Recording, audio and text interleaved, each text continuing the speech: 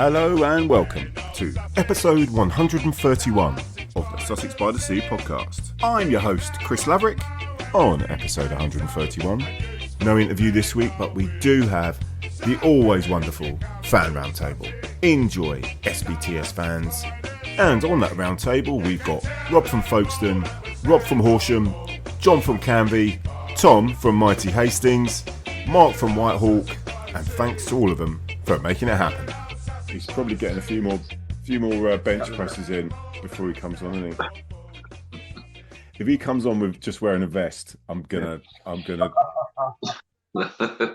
one of my favourite bands is Erasure, so straight away. Anyway, we won't go there. I don't think you're going to give him a little respect, are you? Oh, come on. He's a bit of a victim of love, isn't he? But it gives me great pleasure to introduce episode 131 of the Sussex by the Sea Roundtable and Isthmian Roundtable, I may add. I've got some lovely, wonderful guests on as usual.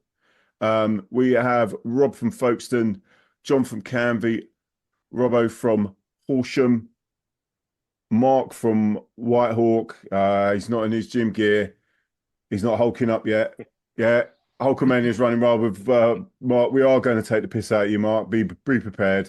And Tom from Hastings. Good evening, gentlemen. Evening. Evening all.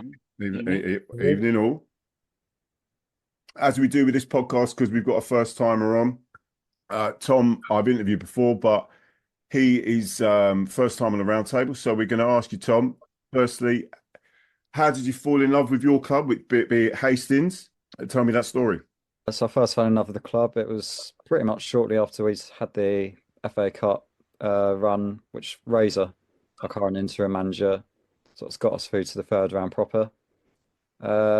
Just recently moved to the area at the time from Kent, and then didn't know really too much about the club. And then shortly after they got to the third round, I kind of went to my first game after that. And just since then, been going back pretty much every season, basically. Yeah. All right. Yeah. Come on. So, any particular highlights other than that FA Cup run? Probably sort of winning the league as well. Seeing us win on our home soil back when we were in the Isthmian South East at the time, and then getting promoted back to Isthmian Premier. Seeing it on the day as well, at my birthday at the Pilot Field. I think that was a great occasion. Well, perfect birthday. So yeah, I was really pleased for that. And then obviously getting involved in the club with sort of doing match day duties now as well, going from a supporter to a volunteer. It's kind of two different things. Yeah. I mean, you've been doing that for, well, it's got to be 10 months now, hasn't it? You've been doing the comms and that? Probably about that, yeah. But no, it's all going really well and sort of loving it. It's great, just not only just having people sort of from the club coming on board and helping out, but also just from other clubs as well. Yeah. I mean, I don't think, did you, talking now, because what clubs we got on here? Have you had any co-commentating from clubs that we got on here at the moment? No, I haven't actually at the moment. Well, maybe they can all have words with their people next time, or they've all got probably separate stuff.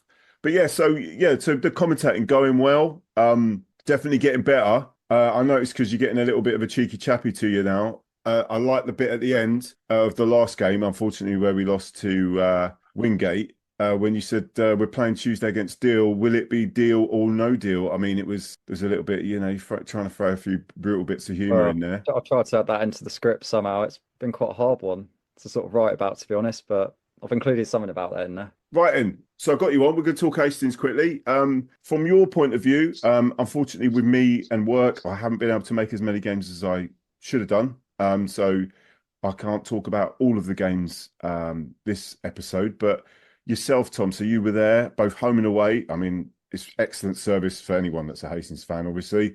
Tell us, what's it been like watching Hastings? I think obviously with Razor sort of being interim manager for the moment, I think obviously he knows the group of players that he's working with because he's been a stalwart figure at the club for quite a while. And also the players, I think they kind of looked up to him quite quickly because he sort of knows what to get out of them, if you like. So when we're Bloor in charge, it was kind of almost a different kind of attitude, a different mindset. But with Razor, he sort of got the team sort of more playing comfortably on the ball, like telling them what to do and instructing them all game, basically. And there's also, I think, less of the dissent now as well, coming from... What, from Razor? Razor's always on the edge of getting sent off, isn't he? Well, I mean, it's only been about, 2 or 3 games, but so far he's kept it cool on the He's kept it sideline. cool, yeah. Yeah, which I think sort of helps the players out as well. Yeah. So when Danny went, were you surprised? Um, Were you a massive fan of Danny? well, I don't really want to I give know you he isn't, so yeah, my go on. true opinion, but Yeah. I think we did need that change though at the right time because obviously you could see like sort of things weren't working out one way or another. I sort of think having sort of Sean in for the moment's definitely sort of calmed a lot of tension, if you like, just amongst the players and probably a few supporters as well. Yeah. Because you're involved with the club, any little whispers about who might be taking over? I mean, I've got a few ideas myself, but like anything you're Well, willing to whisper out? well, I said on Saturday at Wingate, managed to see James McCrossan actually. It All was right, that yeah. he was in the dugout with Sean, and just by chance, I sort of just struck up conversation asking him if there was a possible chance he was going to be coming back to the club and doing something with them. Hmm. But he didn't really want to reveal too much at the stage. But you He never was know. doing a sort of video work when James McCrossy, he was more like Yeah, analysis, his video analysis, yeah. yeah, but no, I haven't heard anyone other than that. So I could add a few names. Obviously, Andrew Brown, who's is at Brighton now, and used to be at Hastings when Aggie was there. Obviously, Ben Cornelius, the football genius that's gone up to Worthing. That's another name. And yeah, I won't mind those names. There's a few others, but Tony Russell, former Lewis manager, he's out of work at the moment, so possibly that might be one. Doesn't really jump out to me as someone that if he's still out of work, it's probably a reason why he is out of work. Maybe he's waiting for something, or I don't know. Well, I mean, what do you think, Tom? I think, well, whoever they decide to get in, obviously, we don't want to go down the route of another Danny Bloor. Sort of want someone who's obviously going to get us kind of to where we should be and sort of not towards the bottom half of the table. Well, yeah, okay. Well, let's talk games. Let's just talk games. So the games that we've had since the last episode, we quickly go through them. So we played Whitehawk first game. I wasn't there. I was listening to your commentary, but it sounded like quite a good one not to be watching. And a couple of scrappy goals won it. Tom, your thoughts on that game? Yeah, again, we started obviously the game well with Dicko getting the early goal for us. But yeah, I think White certainly had a lot of possession sort of during the game, and Robinson as well.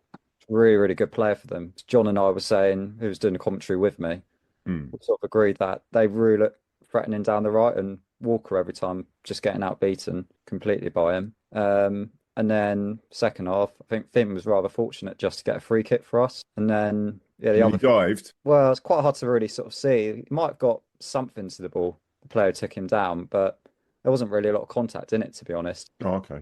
All right. So yeah, scrappy 2-0. You didn't make that game, did you, Mark? No, mate, I didn't make it. Thank God. Yeah. But did any of your boys give you any feedback on the game? Yeah, my mate went down. His feedback was that we probably were unlucky to lose by 2 goals. He said on the ball, like Tom's just said, possession wise, we were we had quite a lot of possession, created a few chances, but we just had no killer instinct in front of goal, and that was what our downfall is at the minute. So I think that was literally the case from what I got told. But it wasn't a great spectacle as well, from what I was told. Yeah. So it weren't a great game. From what I could hear, it didn't sound it. Right then, quickly, we can move on to our last game, which was Wingate, which I didn't expect us to get anything from anyway, even before Danny Bloor moved on. We lost 2-1 to mid Wingate. We got a consolation goal at the end, but kind of was it as predictable as it sounded, Tom? I mean, obviously you were there, mate. To be honest, I think first half we played really much better the first half than we did the second. Faggy and David pretty much had the best efforts on target first half. Like Granger wasn't really kind of forced to make too much of serious saves, but then second half we just a cheap back pass, just gave away the first goal and then switched off literally for the second one 2 minutes later. And then obviously they got into a bit of a dispute with me, as you probably heard on the comms, about the goal scorer. Well, they thought it was Leo Young, and Leo wasn't on the pitch at all. And I was trying to tell them it was Chapman who got the goal. You think you'd know, but yeah. Yeah, but I think we're probably unfortunate to have lost the game in the end, where we could have sort of been ahead at half time because they didn't really look that much threatening, to be honest. Yeah. Well, yeah, I'd say not surprised we lost that one, but we move on to Deal Town tomorrow night when we're recording this in the Champions League Velocity Cup. Any whispers on who's going to be playing or anything, Tom? Or do you think we're just going to stick a normal side out? I reckon it'd probably be a normal side. Although I think sort of what we've heard the other day with Tyrone going as well to Wimbledon now as well. Oh, he's gone now. Well, I don't know for definite, but he's certainly, from what I'm aware, he's like on a trial. Okay. Yeah, I haven't really heard of anyone going or anyone new coming in. Okay. Anyone got any boots fancy playing on Tuesday at the Pilot Field? No. No. All right. Always count me in, if we are short. Yeah, no, we'll have a go, but yeah, well. Anyway, okay. Oh, Jesus. So, because we lost Callum Barlow, someone who come in a week or two ago to Whitehawk, actually, who's got a couple of goals against quite a poor Shoreham team, but look, lively. He'd been playing for, was it Bognor? Bognor, yeah. Yeah, but he's 7-day notice and he's gone to Whitehawk, so I think he'll do well for you a lot. To be honest, I think he's a sort of kind of like a spoiler, sort of all arms and elbows. Someone a cup game earlier on. Yeah, he was with us. He was with us pre-season, I believe. Oh, was he? Yeah, because I bumped into him about a month ago down on the pitches on a Sunday morning. I walked past him and he went, "Oh, you go to Wild Games, didn't you?" And I said, "Yeah." And he said, he went, "Oh, I play for Bognor." So when you messaged me, Chris, and said about it, I messaged him straight away and said, "You coming to the Yorks?" And he was like, "Yeah, mate." He said, I'll be there next week." And he looked handy pre-season. I was quite surprised that we sort of just let him quite freely walk out the door, but we quite freely let a lot of players walk out the door in the summer. So it was a bit of a shambles. But yeah, no, I think it'd be a good addition to us. Yeah. No, we need someone to put the ball in the net anyway, so it's like he does that. Oh, quite a few of us need that. But right, anyway, let's move on to Rob from Folkestone. So, Rob, can we start with a Carl Shorten game, mate? Yes, mate. Yeah. Game you should have won. You're winning. What happened? Yeah. I went to the game, took my two lads. Yeah. I think we probably deservedly got beat. We had we had chances to get something out of the game, to win the game, in fact, when we was 1-0 up. We weren't by any means cruising at that point, but we had a chance in the second half. A header went over the bar from a bloke like Tom Derry, who's been excellent. He's brilliant in the air. If there was any player on the pitch you want the ball to fall to from across, it'd be him when he put it over the bar. There's a couple of other half chances we had, but to be fair to them, that is an unlucky. We don't do well at that ground, and they really did put it on us second half. After the game, I was fuming. I thought actually that maybe we had more of a chance than we did on the day, but really looking back at it, they probably deserved it, to be fair. They really did turn it on. So they had like 60 minutes of the game, really.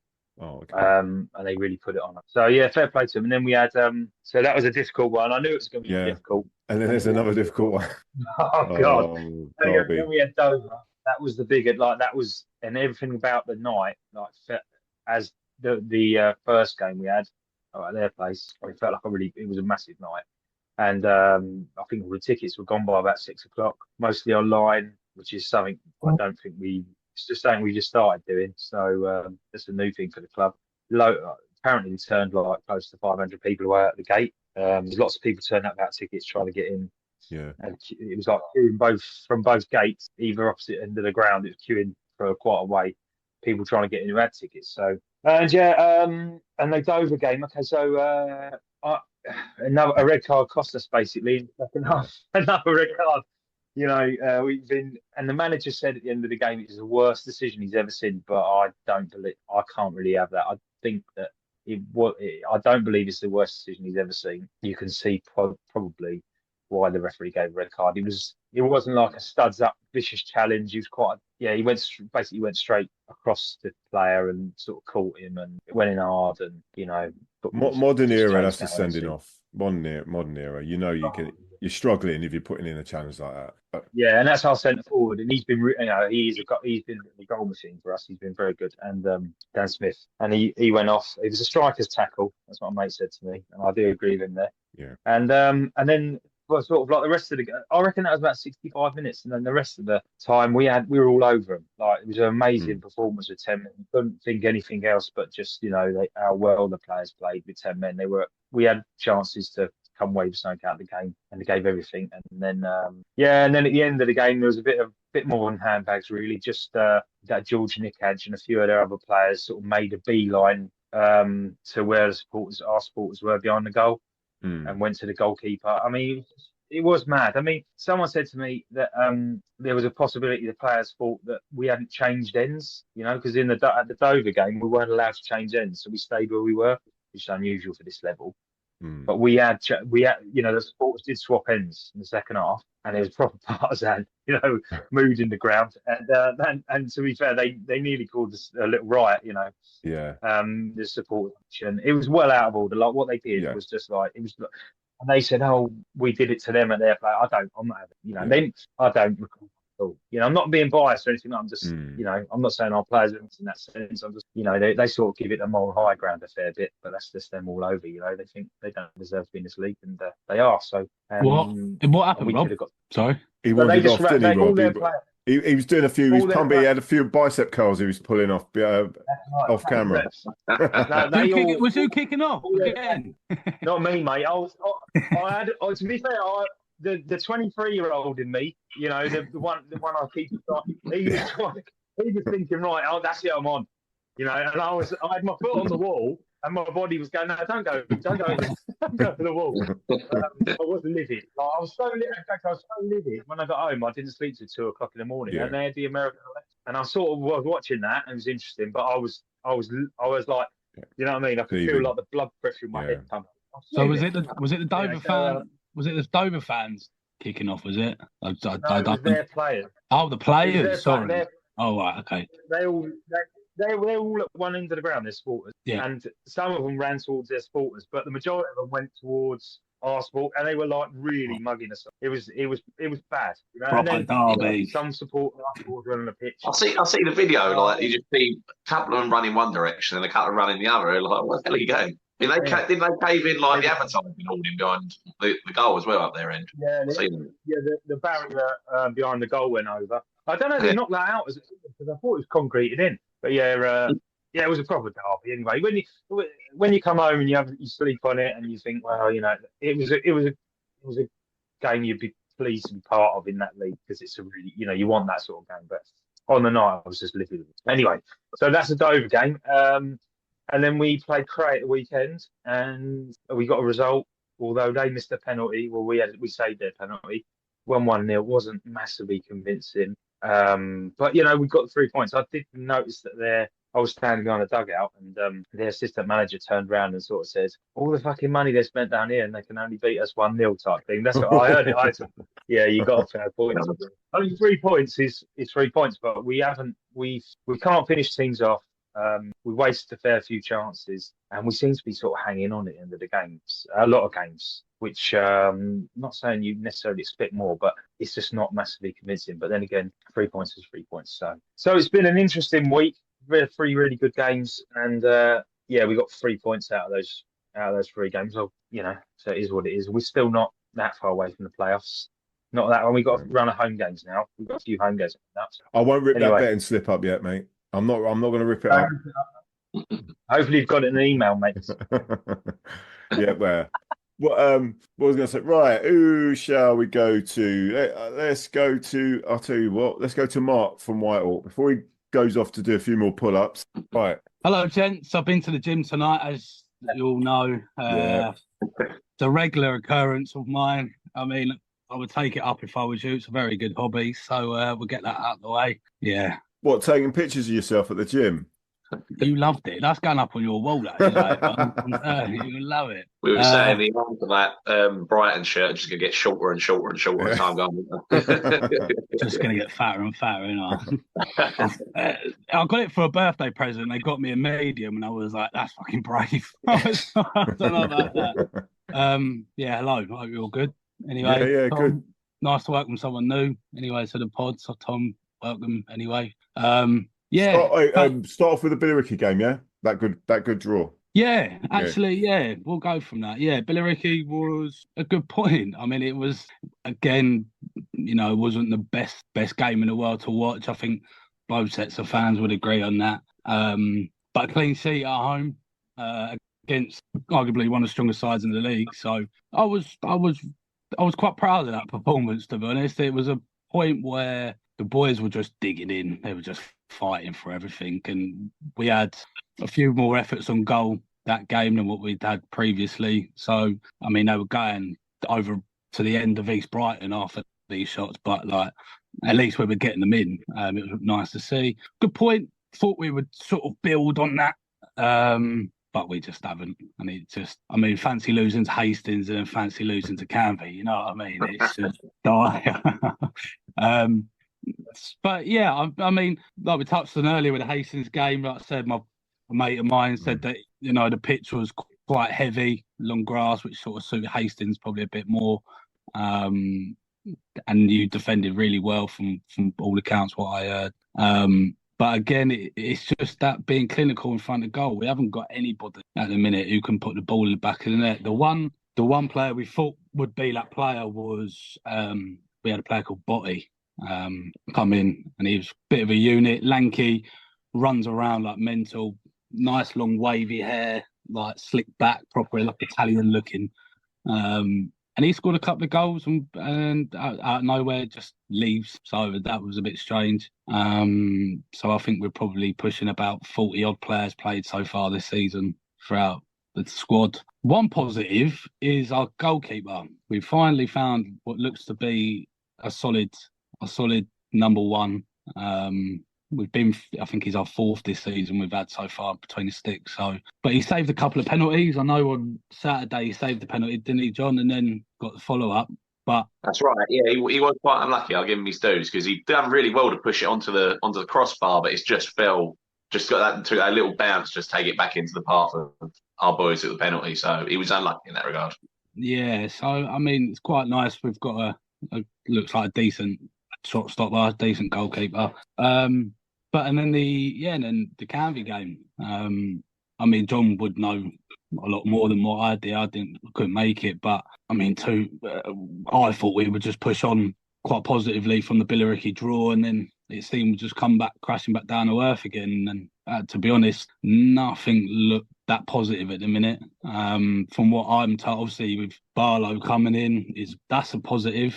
Hopefully, he can do a solid job, but we need more players. We need players that are capable of playing at this level as well. The club, from what I'm hearing, keep coming out and saying we're signing players, and either they're signing players and they're not good enough, or they're just not signing players. So it's like it's one or the other. So we just can't. I mean, I spoke to somebody yesterday who mentioned Danny Bloor's name, and I just started getting wound up.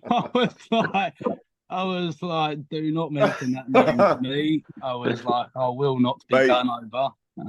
That is a cone to be avoided. That's all I'm going to say. All right.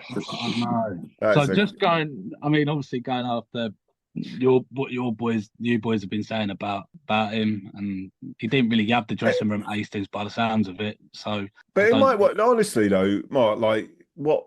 It's about personalities as well, isn't it? Someone can walk into a club and it just don't work. Yeah. Yeah, of course. Don't mean that they're going to be shit at the other club. I mean, he obviously did a good job up the league, so he's no joke, is he? I mean, yeah. I think if our squad was more stable and we actually had even a spine to the team, then you'd sort of go, well, at least he'll have something to work off. But because there's just no.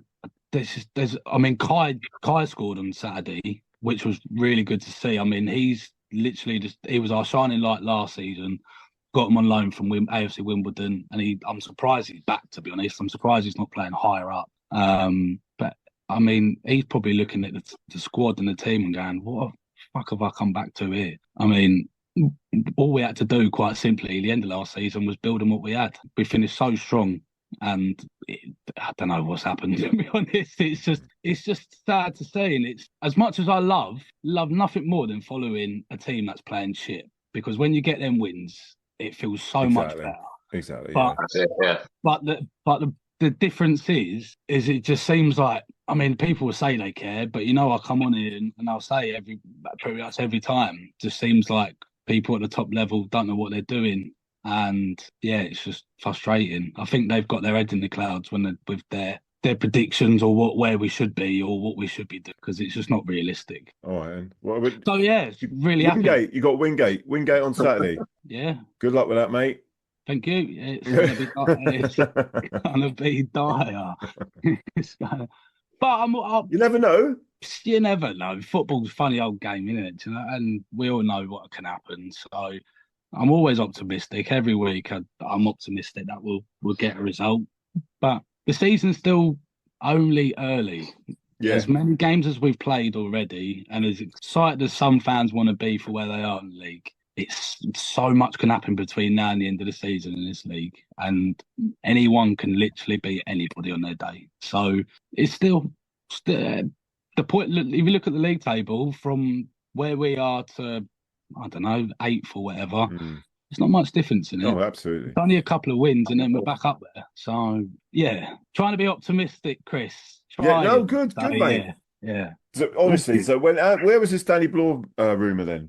Where'd you get that from? I Sources. got that Sources. a source, which is Deep throat. a good source, to be fair, but it's some.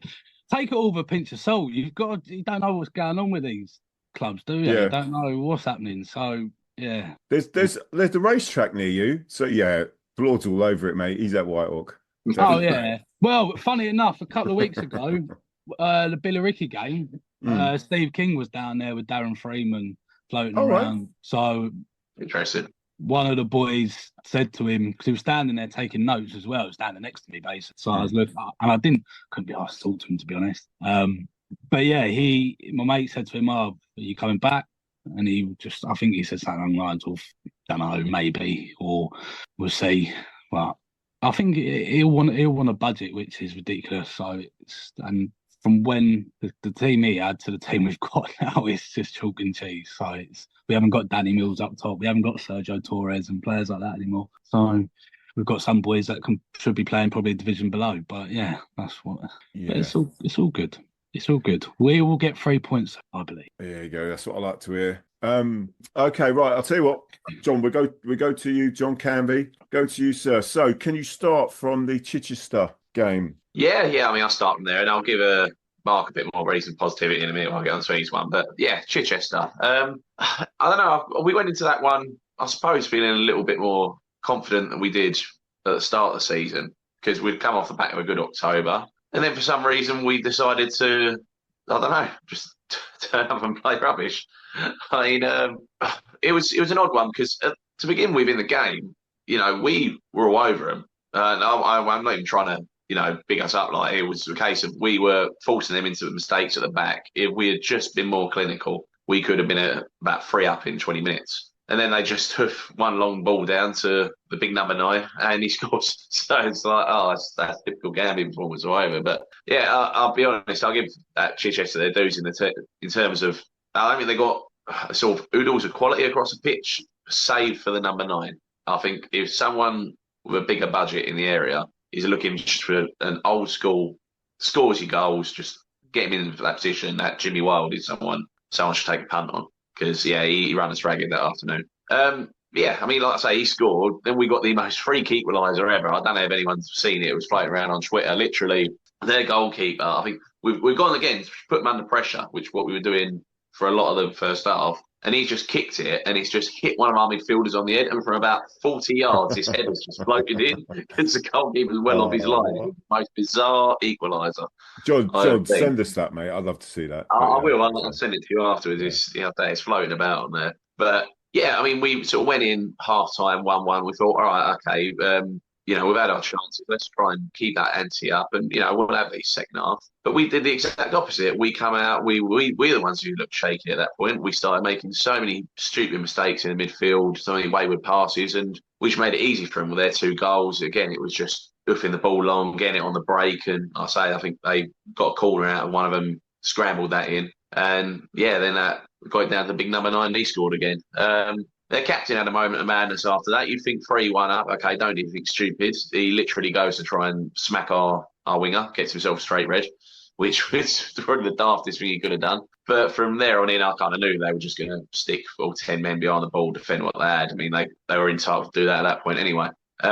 We got the penalty, put that away well, but yeah, we had a couple of chances, try and level it up, but it was just a bit the same as in the first half, really. We were just so, I don't know, so indecisive in front of goal, just making so many bad final decisions, really, in terms of like that last pass or the shot we had. I mean, we got striker Chris Harris. He was quite good last month, and we even slotted him in for a nomination for Player of the Month, but he just went totally missing in that game. He he just did not look like he knew how to shoot. It was a weird one. But yeah, I mean that was that, and he felt it's a bit annoying. We haven't really learned our lesson from the opening day. If the Velocity Cup's the most prestigious competition, Chris, then I suppose the Essex Senior Cup's like Europa League. Yeah, we to be fair, we exercised a demon in that during the week. We lost to a team called Buckhurst Dior in the Essex Senior League last season. We had like the most threadbare squad ever. I think there were 3 boys in the squad who never played for the club again. And I don't think they've played football again since. So going there with a full team this time was a bit better. That got Bradley Sage off the mark as well, him coming back. So that was nice, and a nice little draw out of that as well. I think we got either Dagenham, Redbridge or Colchester United at home the next round. So we've been waiting for them because it seems like every year we avoid the bigger teams in that. Would have liked it away, but beggars can't be choosers. I'll tell you what we get. But yeah, Whitehawk game again. That was, I'll say, it probably quite similar to your game against them, really, in the sense that it probably wasn't the greatest advert ever for the neutral. Because, it seemed like both teams were trying to do something, but it's just failing at doing it. I mean, from our perspective anyway, we definitely weren't the best performance we had this season. We seemed like we were slipping again into just making those mistakes of giving away balls in midfield. And I think this is where I'll give Mark his bit of positivity. I thought on another day, you could have probably, like you saying, if you could finish a bit better, you would have probably beat us quite comfortably, I think. It's why I try and build up Mark's confidence here. But no, like I say, I think you had good signs about you on the day, mate. Like you say, that Kai Jennings seems like a good player. He done well taking his goal. I think you had a good number 5 at the back. He was just sort of making it hard for our strikers to get in. Your goalkeeper looked good. So I think there's signs you could have a bit of a spine of a team there. It's just, you got to get, I suppose, just getting those results, and that will build the positivity, I think. Yeah, 100%. Yeah, that's it. Yeah. I mean, like I say, the sort of shape you were set up in seemed quite decent as well. And it was hard for us to break down a bit, but I think, again, it probably just come from maybe that lack of a little bit of experience with some of the players. I mean, that's where our equaliser come from. We got on a penalty. We've got a boy at the moment on loan from Swindon, Jackson Brown. He's just got lightning pace about him. So he's kind of the main threat for us at the moment, and he's sort of getting in behind. And I think he broke into the box. One of your defenders just chopped him down, and it's just giving us that route back into it. As I say, the keeper was very unlucky, I thought. He done well, turned it onto the crossbar, but just the little loop was just taking it back. And I think with Jackson's pace, he just beat the defenders, got us back into it. Then I say second half again. I don't know. We seemed quite sloppy at what we were doing. So you were getting a couple of chances. I think you dragged a couple wide. Our keepers had to save one quite well, and it seemed like until we made the subs, it looked like really if any team was going to go on in the key, it was Whitehawk. But we made those sort of little changes, started to show a bit more positivity up front, and just got that chance at the end and took it. I think. Obviously we got a striker like Brad Sage. You give him half that chance in front of goal. And I suppose that's one of the most frustrating things about the game as well, because he was getting dragged out wide a lot. And I think, no, just stick him down the bloody middle and he will get a goal. And he eventually did, yeah. So, that kind of got us a scrappy 3 points, but, like you say, you take them all day long. That takes us into our red carpet moment of the week, that illustrious Met Gala trip to Dover. You got any tips, Rob, on how to beat them? Coming off of our last 2 performances, that could be an interesting one. I've not got any tips particularly, but I'll just say kick them as hard as you can, mate. To be fair, that is something we know how to do, so that might be a shout. Yeah, I don't know. It's a weird one with us because we get them games where we'll be playing the teams sort of around the bottom, maybe teams that on paper you'd want to beat. And then we seem to struggle in that regard. But then we go to the teams where we think, just don't go and get whooped. Like Chatham earlier in the season, and we come away with a result. It's just, you can never tell with us. It's an odd one. But it should be, interesting. I've never been to Crabble before, so that'll be a first at the weekend. Yeah, see how we get on. Good luck. Good luck. Yeah. Good luck, John, mate. Right, and over to Rob. Rob, if you could start from your FA Cup game at Chesterfield. Yeah, no, Chesterfield was it was a good weekend really. We knew it's going to be a tough game. It was, it was one of those things that you just go to enjoy and hope you get that moment, which we did. But I thought looking back, looking even on the day that they scored pretty early on, they went 1-0 up within 4 or 5 minutes, and excuse me. And after that, I thought we got the ball down well. We got into really good areas. This is going to be a running theme, I think, with finishing chances. Like we get to the final third at the moment, and I'll go on to it with Chichester, but we're just not getting that killer instinct. And I think that was not necessarily against Chesterfield, but later on down. But no, it was that. And then we were getting stronger and stronger as the half went on. And then half time came and they literally scored. Will Gregg scored again straight after half time, and they just killed it. Yeah. And then they went obviously 3 up, and then we got our moment with Dicko. So at least we got the goal. And I think the last 10-15 minutes, we you could see what Don was doing.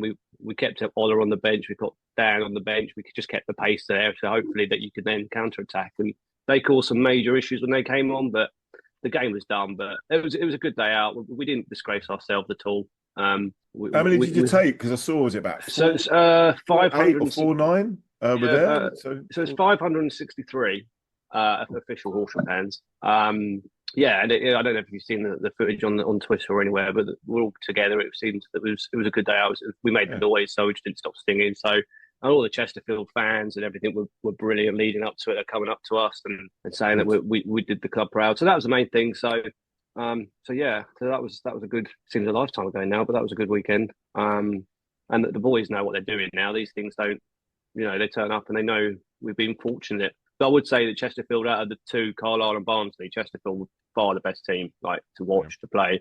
And I think leading up into that game, I think I might have mentioned it last time on here. Chesterfield, they were non-league last year. They knew what it was all about. I don't think there was the element of surprise. But I also think replays has killed it. They played a strong team because you don't get that opportunity. So for a replay, so I think that played a part. And they brought on John Flett, the Scottish international. The squad's there, just there. It was a good day out. So and then we'll lead on to Chichester on the following Tuesday, which I think like John said, they're number 9 up top. It will cause a lot of team issues. With the height, they play to their strengths. They know what they're doing. A bit remind me in that sense, with a bit like Lewis, when they're Taylor up top. They'll play to his strengths. They'll kick it long. They'll open set pieces. It was just that was not a quality game whatsoever.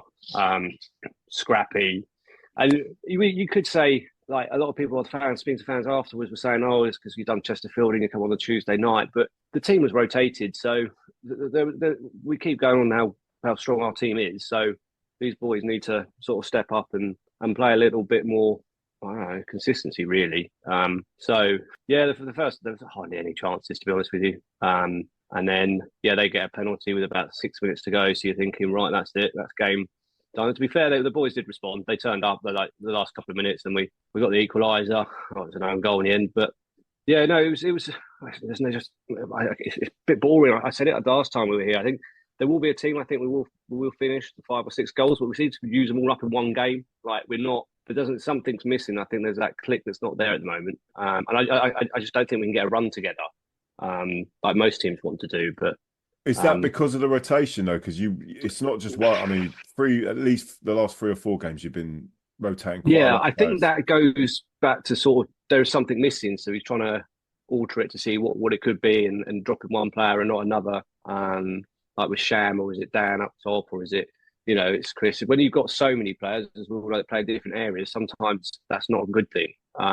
So on that sense, it may be. I think it's also just like, for example, tomorrow we've got Chatham away, but then after that we're back into 2 cup competitions on the Saturday and the Tuesday. We just can't get a league of 5, 16 games to go. We need to kind of sort of run, but no. So maybe it might have something to do with that, the rotation. It might. We just, there's something very early on in the season. I was sitting there going, I think there is something missing. What it is, I don't know, but I think there is. When we watch us, we have a lot of the ball. We get to that final third, and then we sort of go, right, now what do we do? So I think there's a bit of that at the moment. So hopefully it's just a little bit of a come down from big games that we've had, and we can move on. Did you mention the Cray Valley game? Cray Valley. No, I was away. Thank God for that. So Saturday, I was listening to that in the sun with a beer. So I made the right choice on that. We listened to it on the commentary, and it was. Was it as bad as you thought it? Was it? Yeah. Yeah, I think we were talking beforehand when we were out there that we needed to win this game. So losing it wasn't. I know they're above us, but because of the games in hand, and it was the same similar story to last year. The sense that we've got so many games in hand, we were like, as a fan base, you're like, okay, we can get the points here and there, but gradually those games in hand run out. So it's like, and then you're still chasing. So those sort of games, the teams that are above you need to start winning. I think tomorrow's massive for us personally. I never would have thought at this stage of the season, beginning of the season, I'm thinking that Chatham and Horsham are like 14th or 15th in the league. Yeah, I would be thinking you're 3rd or 4th in the league. So I think big 3 points tomorrow. I think totally agreeing.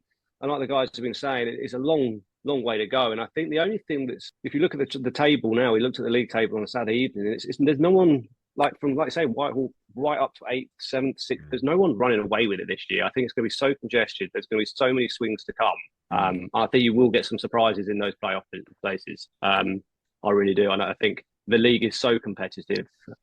Anyone can beat anyone, like we've said on the day. So I think if a team does put a run together, you look at like Billericay, you think, okay, they're fine, but then they go and lose out of the blue. So it's just one of these. Yeah, I think it's a really interesting league this year. You haven't got a Hornchurch and Enfield that are gonna, you know what they're gonna do. I think Chatham were trying to go for it again, but for whatever reason, that's not happening there at the moment. But in 10 games time, we could be talking about completely different teams. So we'll see. But tomorrow, I think tomorrow is a massive game for us personally. I think we do need to get something out of it. And then we're on to go on. Sorry. I was just going to say, you're talking about runs, just so because I know Harvey's going to be listening. I do like the run of Lewis after they started giving it a bit too much chat. I don't know, when was the last time they won a game? I think it's a slide of about five games or something. Some time ago. In that sense, Mark, you remember RV giving it the Lewis fan on Twitter? Yeah, he was. Wasn't it nice? He was a bit overconfident, wasn't he? And it's always good to see. But that's a typical Lewis fan, isn't it? So yeah, they only know how to make beer. I just wanted to ask Rob a question, if it's all right. We picked up a player, striker, during last week. I saw him play at Colchester, and the last couple of games he's had bit part. He played on Saturday. His name's Joe Turner. Do you know much about him? Yeah, Joe Turner and his great beard. His beard went down well with the ladies at our club. To be honest, I think when Don was talking about when he released when he went, it was by mutual consent. He was upset that he had to release him. He played a couple of times for us, and when he came on, he did okay. His final product was sometimes quite snatchy, but I think it's just because he was a typical, to talk about rotation. He was in and out, so he had no chance of sort of settling in for 3 or 4 games on the trot. When he came on, I think he did a decent job, and Dom spoke high of him when he left. So I think he'll do well down there. I really do. I saw that the other day actually. That he'd gone there. So I think you've probably picked up a decent player, and I think if you can put fitness will be a thing. Like I say, he hasn't played much, so but what I saw of him briefly, I think he'll be fine. But yeah, he's I think he just needs to find a place in the team and to get settled. It's hard to say, come in for 20 minutes and then someone make a judgment call on him. But it'd be interesting. Do you think he'll start a lot down there? Do you? Well, he start against Cray the other day. Cray Wanderers, and he looks quite. He came over and he was really having a go. Like we were throwing everything at him like the kitchen sink. He looks a handy player. But I just wondered you got more of him than I have. But cool. Well, hopefully we've got more of him, mate. Well, it will guarantee you score against us when we play you anyway. So that'll be isn't it? Yeah. All right, and gang. Well, cheers. Thank you very much. Thank you. Oh, hello. Mini Rob was there. Mini Rob from Folkestone. What's he up to? Hello, mate. Yeah. All right. Anyway. Hello. Hello. Are you a hooligan like your dad? Oh, you've muted. Is that because he said a naughty word? You muted yourself. It's a local school. Say everything. All right then. Well, listen. Look. Thank you very much, Rob from Folkestone. Rob from Horsham, the lovely Tom, Dyson, Laurie from Hastings, Mark from Whitehawk, and John from Canvey. I shall see you at the game. Take care, and great luck on Saturday or Tuesday, whenever you're playing. Take care, yeah? Cheers, lad. Cheers, guys. See you later. That's it for this episode, SBTS fans. If you want to get in contact with this podcast, please email us on sbtspod@gmail.com, Twitter, which is sbtspod. Otherwise, go to the YouTube. Over 4 years of content on there. There's so many other ways to listen. However you get your podcasts, we're on all platforms. Or go to the link tree, which is SBTS Podcast, and subscribe. It's all free. Remember, get yourselves to a game and support local football, whoever and wherever you're watching. And apart from that, see you at the game.